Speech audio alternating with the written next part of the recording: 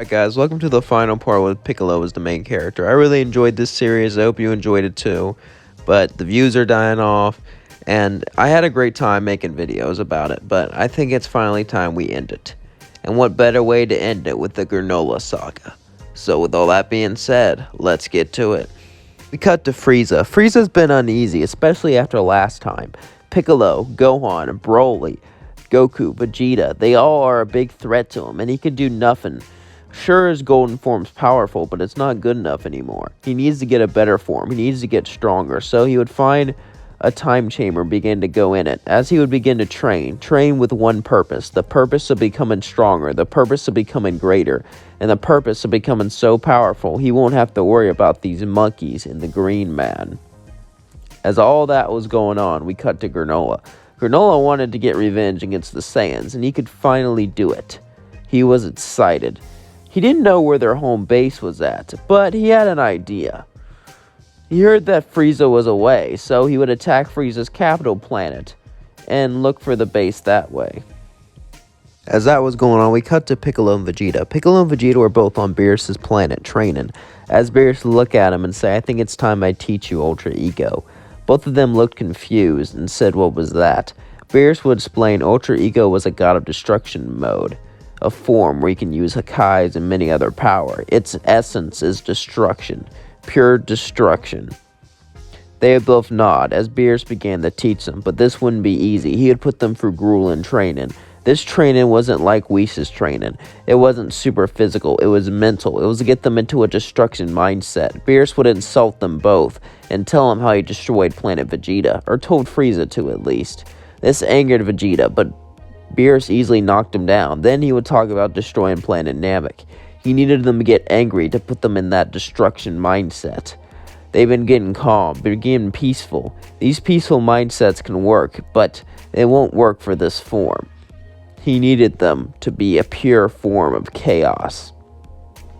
He wasn't just going to rework their body. He was going to have to rework their mind. As Piccolo and Vegeta began to train, and days would pass. And as all that was going on, Granola finally learned where all the Saiyans were. They were on Earth. We cut to Gohan and Goku. Gohan was training with his beast form, as Goku was using his Ultra Instinct. Captain Ginyu was watching. Captain Ginyu could have switched bodies at any time, but he was immortal, and that was a big perk. Captain Ginyu enjoyed training and becoming stronger and working on his poses, and honestly, he actually felt like he had somewhere to belong. As Goku and Gohan were going at it with everything they had, Gohan would barely be able to win. Since Gohan had Beast before Goku had Ultra Instinct in this timeline, he was way stronger and was able to beat Goku. Both of them took a senzu bean and began to talk. However, suddenly, Captain Ginyu would jump in front of Gohan as a huge ki blast hit him straight in the chest, calling him to fall down. Captain Ginyu would lay down, pretending to be dead, as suddenly Granola would walk up to them both. "Tell me, where's the other Saiyan? The one with spiky hair?" Goku would get up and assume a fighting stance. Gohan would say, "We don't know who you are, but we don't want to fight." Granola would say, "Shut up, you wipe out my entire planet. I want to fight you." Granola would begin to shoot ki blasts as they would bounce off and hit Gohan straight in the arm, breaking it. As Gohan then turned beast, he would begin to charge at Granola with one arm. Goku would turn Ultra Instinct. As they both battled Granola kept his distance, sniping them from afar, and was using his superior strength to push them down. Suddenly, though, Captain Ginyu would stand up and grab Granola. This got Granola off guard since he thought he was dead. As Captain Ginyu yelled, "Now!" Broly would charge in and punch Granola straight in the chest. But Granola looked up, smirking as it did nothing. "I'm the strongest in the universe." He then threw Captain Ginyu out of his grip and kicked Broly down. Broly got angrier and angrier as his power began to grow. As his power grew, Granola saw that he would eventually be a threat, as he tried to blast him straight in the skull. But Goku would jump in front of the way, putting his hand in the way, breaking his hand, saving Broly. As they all began to fight Granola, they began to get more and more wore out. Granola was simply too powerful, too strong. Meanwhile, we cut to Piccolo and Vegeta. They had been training for quite some time. As they were training, as they were pushing each other, suddenly Vegeta's hair would turn purple, as his eyes would turn purple too. Piccolo would walk back as he felt the key. The key was a pure menacing aura. Vegeta felt it. He felt the power of pure destruction as he smirked at Piccolo. "What's wrong? Scared I'm stronger than you now?" Ultra Ego Vegeta began to fight Orange Piccolo and began to push him further and further and further. Piccolo got angrier and angrier and angrier, and he thought about all the times he trained. He thought about all the times he fought, and he thought about how he was not going to let Vegeta surpass him. Suddenly, his skin would turn purple as he reached Ultra Ego in his orange form. Beerus would say, "Yes, yes, now that is quite impressive." Whis would walk over and say, "You guys should get to Earth now." Beerus would say, "How come?" Whis would show his staff, and in the staff showed what was going on Earth. As they looked, they saw their friends laying down, beaten up, and fighting Granola, losing. Vegeta and Piccolo didn't know who that was, but they knew they needed to get back, so Piccolo grabbed onto Vegeta as he entered transmission to Earth. Vegeta and Piccolo teleported there. Goku and Gohan would be on the ground, as Granola was holding Broly by the neck. Broly was passed out, and he was about to snap it, but then Granola got punched, sending him flying. As Granola looked up, he saw Piccolo and Vegeta. "Oh, it's you. I've heard about you, Namekian. You're the one who's with the Saiyans. I don't know why you're with them. I have no beef with you. My beef is with them. They wiped out my people." Vegeta would say, "That was a long time ago. I'm not responsible for what happened back then. I'm sorry for what we did, but this doesn't give you the right to." Granola would then appear behind Vegeta, but Vegeta would turn Ultra Ego and punch Granola, as Piccolo would turn Ultra Ego Orange. When they did this, they became the strongest in the universe, surpassing Granola, as then they began to beat Granola up. Granola was shocked. He would blast Ki Blast after Ki Blast, but no matter what he did, no matter how he fought, he was on the losing end. This was impossible, as Piccolo punched Granola straight in the stomach, causing him to cough up blood. He fell to the floor. He wished to be the strongest in the universe. How is this possible? This can't be possible. He would yell out, "Damn it, damn it, damn it," as he couldn't win. However, as that was going on, the heaters showed up.